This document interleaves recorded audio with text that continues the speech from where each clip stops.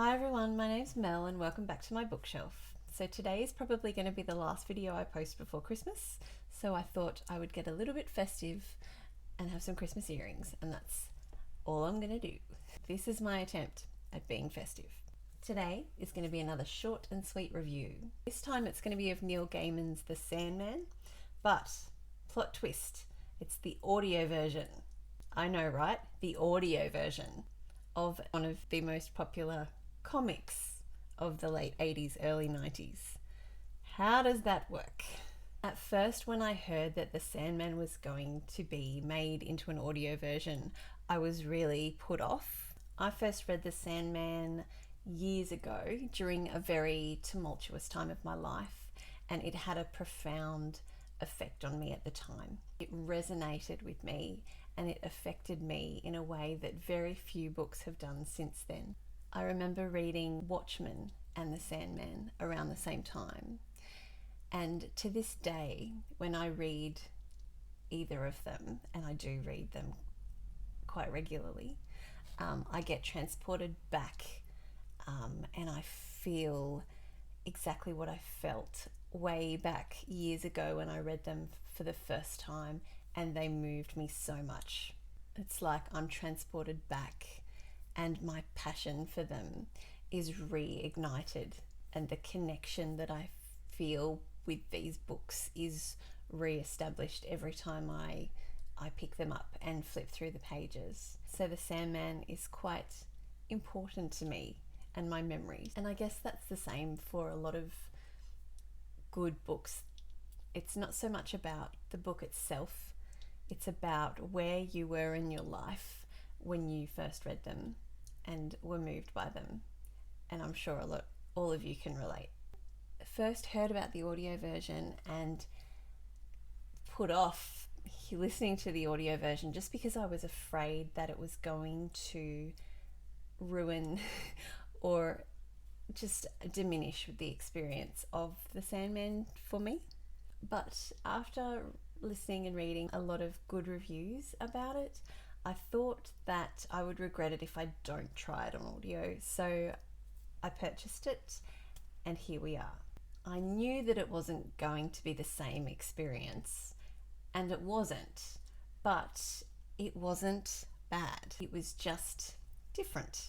So for those of you who don't know the plot of The Sandman, it's set in the DC universe. So Neil Gaiman was hired back in the late 80s to do a comic for DC. So he wrote The Sandman. So The Sandman is about the Sandman, the Dream Man, Dream, or Morpheus as he's known. Morpheus is captured from the dream realm and he is trapped for over 70 years by this cult.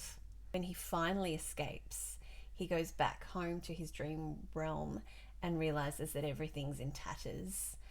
So the first few books are him trying to make his way back into the dream world, trying to find his belongings, trying to reconnect with characters after so long away. And along the way, he has different experiences and different adventures with different characters, and some of them are very familiar to the DC universe and some of them are not.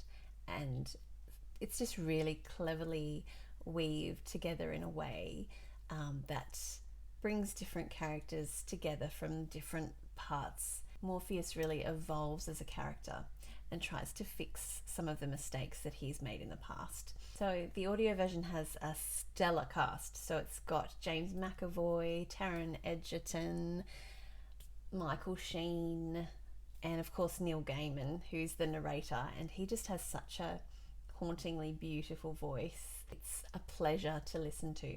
And because he's so heavily involved in the production of his own audiobook, it automatically makes it a bit more safe to listen to. Like, you know that it's not going to be terrible because it's the same author. The sound was top notch. Like, it had a really high production value. I guess because they couldn't use the illustrations, they had to make it work in another way. So they had to make it work through the cast and through sound effects and music. So they had to describe what was happening in the scene in a very different way than if you were to read the comic. But I think they pulled it off quite well. But I'm not sure if I'm thinking that they pulled it off so well, because when I listened to it, I was automatically taken back to the pictures of the illustrations in my mind because I've read it so many times. So I'm not sure how someone would going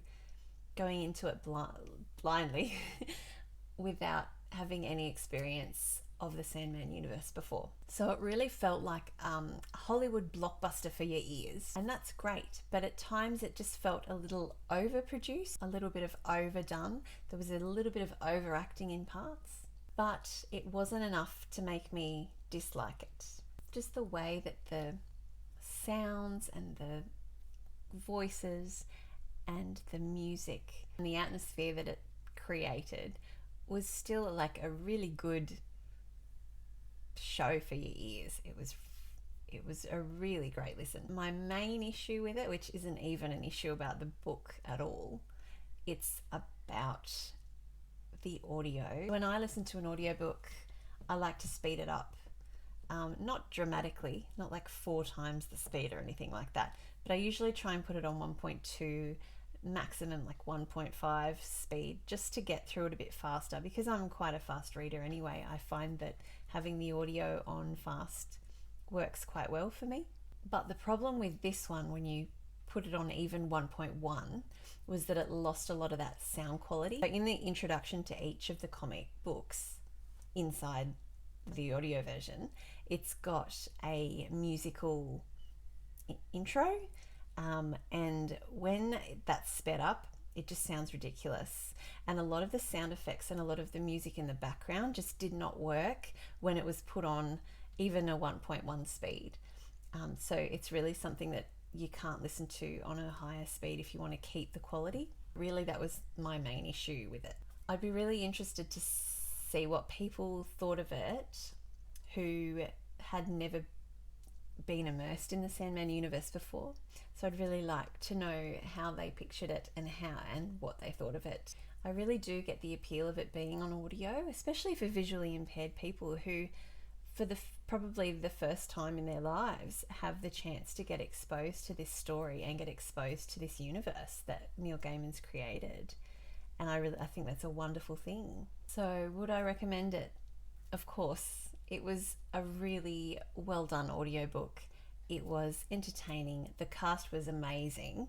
And just my personal feelings, because I'm so attached to the original source material, which shouldn't really be counted. If you want to immerse yourself in this audio version, I say go for it. It was really good. I give it a 7.5 out of 10. Do you know of any other comics that are on audio? I would really be interested to try a couple more, especially if I don't have any experience with them before. And have you listened to The Sandman? Did you like it? What did you think of it? Was it your first time? Had you already read it? Let me know in the comments below. And thank you for watching, and I will see you in the next video. Bye.